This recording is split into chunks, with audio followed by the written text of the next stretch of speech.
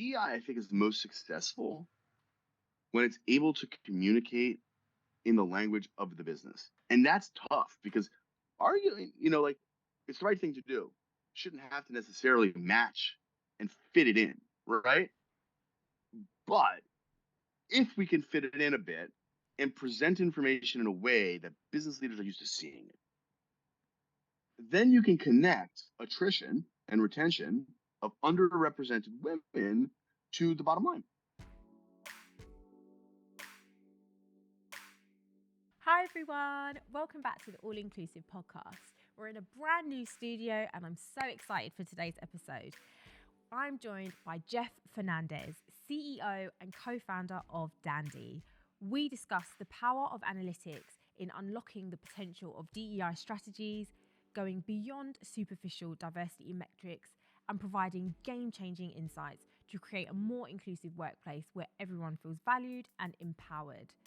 Jeff also shares a highlight in his journey building Dandi and provides advice for leaders who are driving DEI with data-backed approaches. As always, before jumping into the video, make sure to hit that subscribe button, turn on your notification bell, and follow on your favourite podcast platform so that you never miss an episode. That being said, let's jump in. Hi, Jeff. Hi, Natasha. I'm so excited for this conversation. I've been looking forward to it for weeks now. So I hope you're prepared and ready to chat. Likewise. I've been looking forward to it as well. Thanks for having me. Oh, great. So let's get started. Tell our listeners a little bit more about you and your journey to where you are today as co-founder of Dandi.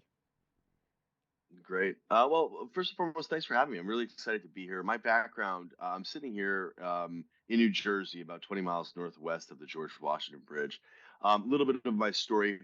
I grew up in a town about 20 minutes east of here, a small town called Dumont, and I had the good fortune of going to Harvard. I graduated there from 2005, which certainly wasn't the expectation, and I feel really fortunate that I had the opportunity to do that. My professional career since then has been about 17, 18 years now of starting, building, and selling technology companies, almost exclusively working in B2B HR technology. First of which was an invitation-only recruiting website called Dustang. Second of which, we started a company called Grovo, which was a pioneer in online microlearning. We created short 1 or 2 minute videos. We created thousands of them covering digital skills. And we produced training and enterprise learning. And so eventually Cornerstone On Demand in 2018 bought Grovo. And the inspiration for Dandi happened while we were running and operating at our last company at Grovo. We were a couple hundred employees in 2014, 2015. We'd export all of the data from our HR systems, right? And we put it into a big spreadsheet. We pivot table it. And then we'd eyeball for parity or lack thereof. And we look at promotion rates and attrition rates and comp gaps. And anytime that we saw a particular person or group of people that was being treated differently, we'd step in and intervene as best we could, right? And so that was slow, it was hard, it was manual. There had to be a better way. People loved that we did it. So that was the inspiration for Dandi. A handful of us got together and said, let's go create an API-first software that does that out of the box and helps DEI professionals become successful, which we didn't realize was quite the case at the time. We just wanted to solve a problem that we were doing manually ourselves. Oh, nice. And so how can organizations better utilize the data analytics side of things to really create success in their DEI initiatives? Yeah. So one of the questions that we ask all of our customers is, how do you think about success more broadly? And I think you get a lot of different answers. And I don't think many organizations have defined what success looks like for the DEI leader, right? And so we ask that question to say, let's first of all establish a definition and a baseline, right? What are you looking to do? Because we're in the business ultimately of helping DEI practitioners become successful. And so we view analytics and data just like we would with any other business function, whether it's sales, marketing, doesn't really matter. Data and analytics are one of the places at which you start, right? So let's first understand what's going on at the company. A lot of folks like to start with workforce representation. When we look around the company, who do we employ, right?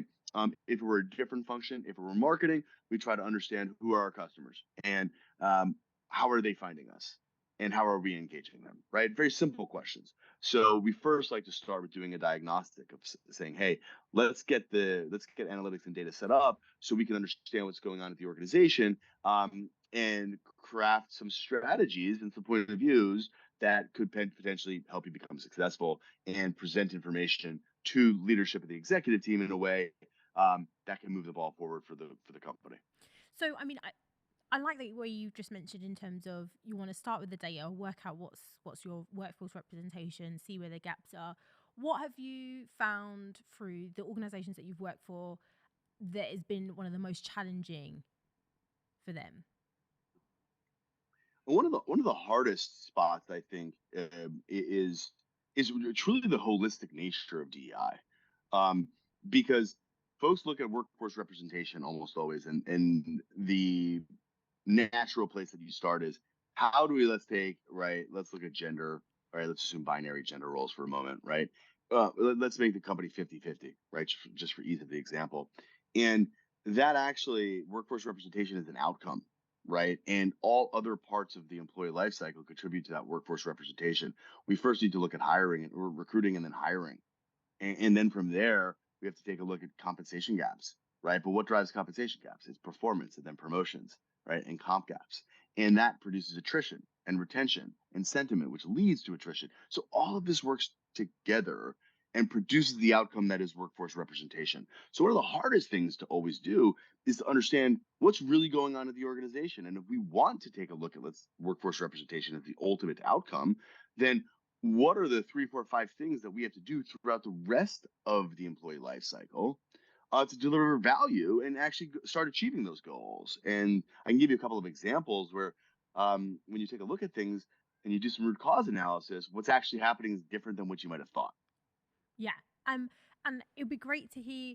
So, as an example, what have you found to be one of the, I want to say, not necessarily surprising, but eye-opening things to come out of some of the when they Yeah. start doing these deep dives? What would you say is? Can you Yeah. recall as one that's been quite Yeah. eye-opening? Uh, Yeah, so I love that question because there are a couple of examples that I would say are relatively pervasive, and so I'll give you an example of one. Let's take the workforce representation example where we're taking a look at gender, and let's assume binary gender roles, or right, and we want to get to parity, and folks will take a look at the employee life cycle and they'll take a look at attrition and retention. Right, it's like, hey, like we know recruiting and hiring. Let's go take a look at who's leaving the company. And what they're invariably going to take a look at first is right. Let's look at gender more broadly, and what they'll see a lot of the times, not always, but most times, is women will leave the organization more often and with less tenure than men, right? And uh, then they'll do a deep dive in Dandy and they'll take a look at job level, right? And they'll realize, oh goodness, there's a bit of a glass ceiling, and it's not a hard glass ceiling, but it certainly looks to be like there is one. In other words, when women look upward in the organization, they don't see very many other women or fewer than you'd like. And oftentimes folks stop there, right? And say, okay, great. We need to go focus on retaining women, right? And if we retain more women, that will help us on our workforce representation and as you'd expect it to work, right, et cetera. Whereas that's not enough, right? Um, what we always do is then look at even more intersectionally than that. We always have to take a look at the intersection of gender and ethnicity because 9 times out of 10, if women are leaving the company more often than men, right, almost always the underrepresented women are leaving way faster than that. And so much so that it's 3, 4, 5, 6x. And the glass ceiling that you'll see in those cases is really hard. It's firm, right? And when you do the root cause analysis, and again, Danny makes this available out of the box, so DI practitioners don't need analysts, right? A lot of times you need Yeah, I analysts, was and going to there's a say blocker there. that's quite something because that we know that intersectionality plays such an important role with DEI because it's not just simply men and women or it's not just simply coming from an underrepresented group. There's we're multifaceted people. Like so That's as right. you said, when you start looking at it within another layer and really taking a deeper dive, you find something That's right. quite extraordinary. And that's great that you can actually do that with the tool that you've developed. Well, that's, and I've got a great story about one of the proud moments that we had in building that and creating it with Carol Watson. But that's a really good example, and you can go layer and layer and layer further, and ultimately, when you do that root cause analysis and you do the diagnostic that way, right? DEI is about small numbers, it's not about big numbers.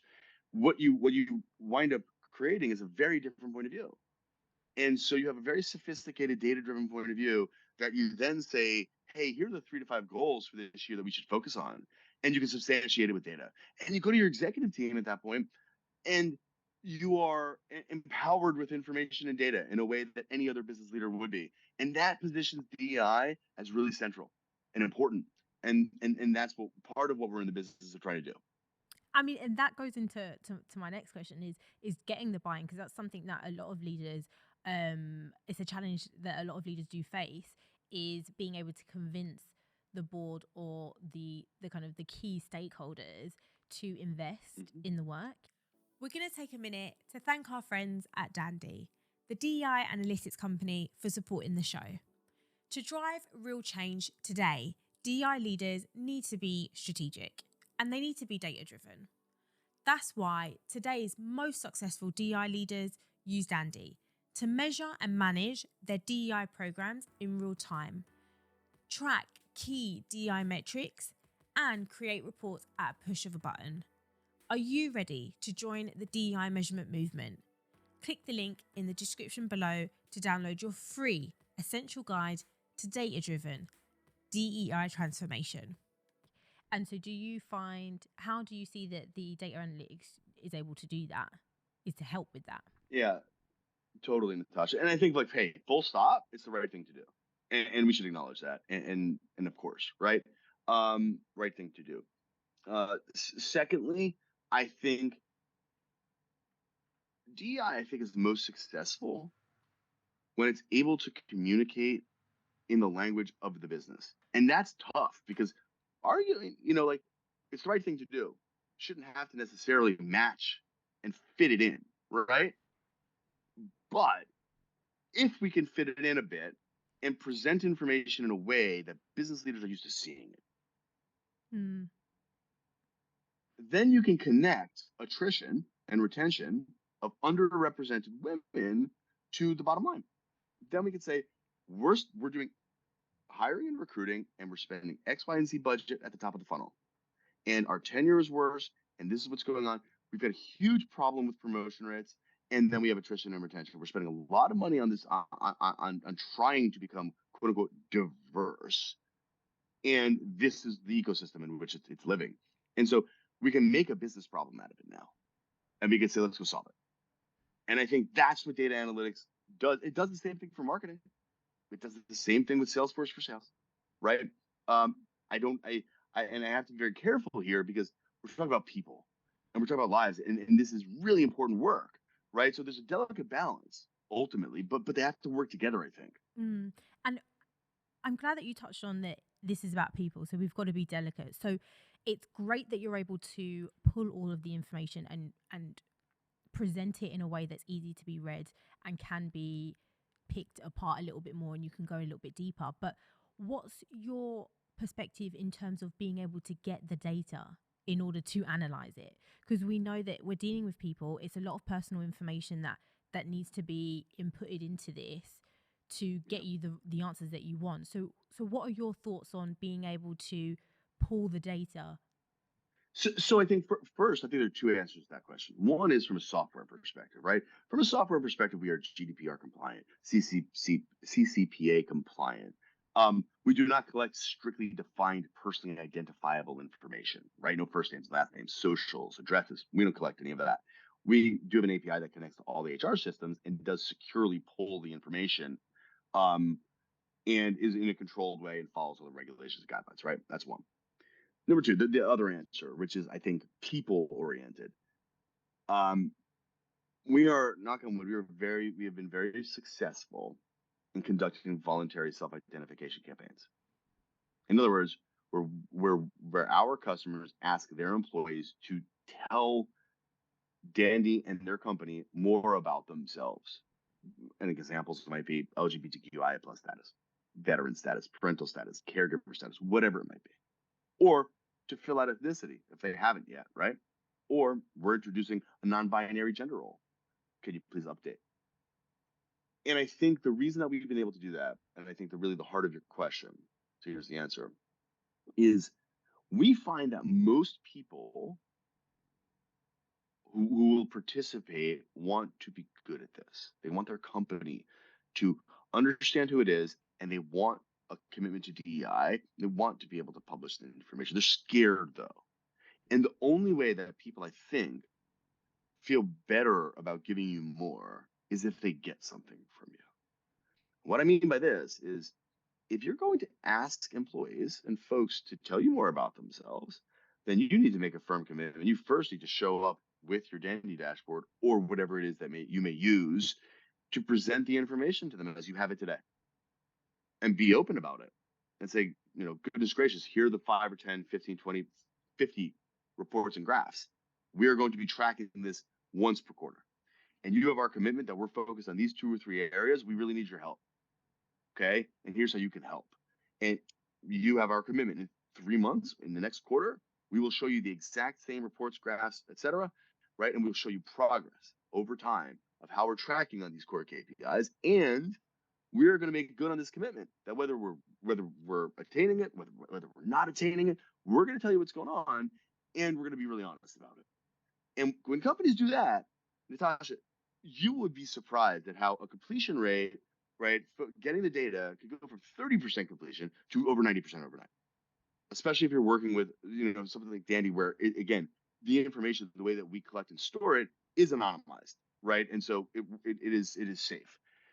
So that I think from a people perspective, you have to give to get, and it's on the company to give first.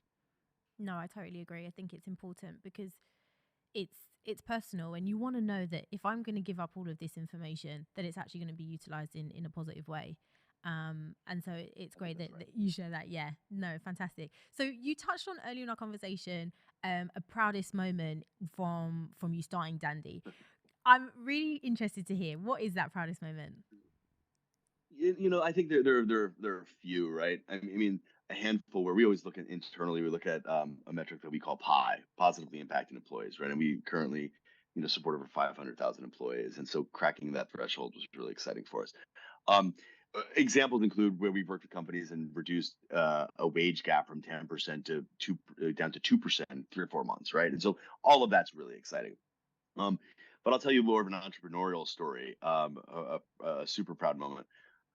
We, at the very early days of starting Dandy, um, Elise James DeCruz, our co-founder, and I were meeting with a lot of DEI practitioners to get feedback.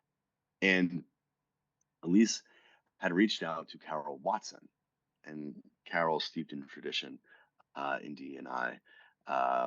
We were very fortunate to get her to take a meeting with us, and we were headed to the meeting, and Elise and I were walking there here in New York City, and I was just cheesing it up. I was so excited. We got to meet Carol, and we are going to show her the software, and I was like, she's going to love it. And Elise said, well, we're going to find out, right? We're going to find out. So we met with Carol, and Carol looked at it and she says, okay, and that's it. I said, well, what do you mean that's it, right? Like, it's pretty great, huh? And she says, well, what are you going to do if you need to take a look at Black women? And what are you going to do when you need to take a look at Black women in job level 5 in the New York City office and compare the comp gap for those women to 500 other groups at the company? Because that's what I want. That's how I want to do my job. And I looked at her and I said, I don't have a good answer for you. You're totally right. That's the right way to do it. She says, yeah, Jeff, it's called intersectionality. You build that, you come back to me, maybe I'll help you out. I said, sure thing. And so I went back. We were working out of our apartments this time, and it was fun. Went back and I spoke to Mamdouh Al Ramadan, our co-founder and CTO, and Sarag Mugekar, our co-founder, VP Engineering, and said, well, this is what Carol said. And they were like, well, what'd you tell her? I said, well, I told her we'll do it. And they were like, oh, come on, wait, but on what time frame? Like, no way, like, come on. And I said, I don't think it's a rush, right? I think what's most important is, from what I can tell, from what we can tell, nobody's built this and made intersectionality really deep, off the shelf analytics where you don't need an analyst for DI practitioners. And I said, what matters is that we get it right. And so that was a really proud moment because I think we got the feedback that we needed. And Carol was super, super helpful. right? B, we were able to translate it and focus on building a really powerful solution. As a co-founding team, I was really proud of us because that was a moment where we could have said, "Hey, um, no, thanks." Instead, we totally leaned in and we Yeah. said, "Let's go build a solution that experienced DI professionals need." Also, I think it just goes to you as a leader is that you're actually taking on board feedback that you've received and are actually acknowledging that, okay, we have a gap here. There's more for us to do. Let's do it. Let's not rush it. And you're taking the opinion of your team around you as well, and kind of getting their input, which is so important. And it doesn't happen very often. I'm gonna be honest. And it's great to see that you did that, and it's positive. The outcome is positive, which it is always going to be positive. Do you know what I mean? Like if you actually really listen and take on board some people's feedback, it will breed results. I think that's almost always right. And I've been doing this long enough, Natasha, where there are periods in my career where, I think I listened more than I spoke, and periods where I didn't. And I think the periods in my career where I didn't were the periods where I got it wrong, right? And so I'm sure I still don't do that every day today at this stage of my career, but that's certainly front and center. Oh, fantastic. Well, I've so much enjoyed our chat, Jeff. Before you do leave Likewise. us, given your experience in working in DEI and just being a first class leader, what advice would you give to others that are out there that are also trying to make a real change in their organizations? I think the most important thing is to first understand the nature of the organization, right? And what does the company really care about? And how can, if you want to make a change, especially with DEI, try to establish a baseline. Think about this as the problem. And you, of course, we care about the people. You have to. That's central. But think about it as a problem that we need to solve. And go look at the baselines and pick 3 areas that you think and want to improve and track them really well and build support around progress, right? And connect it to the KPIs of the business. Look at employee retention, tie that to the top of the funnel with recruiting, make it a business problem. And what will naturally happen is, and you'll have this balance of it's the right thing to do, and we need to do the work because we need to do the work because it matters in the world, while you're also balancing this is why it matters and why we should continue not only to get some resourcing and some budget, but to get more and more and more. And that's the delicate balance. And we try to help our customers with that because it's easier said than done. Right. Oh, thank you so much again, Jeff, for joining me today. I really enjoyed our conversation. For anyone that is listening out there Likewise. that wants to connect with you and wants to learn a little bit more about Dandy, how can they do that?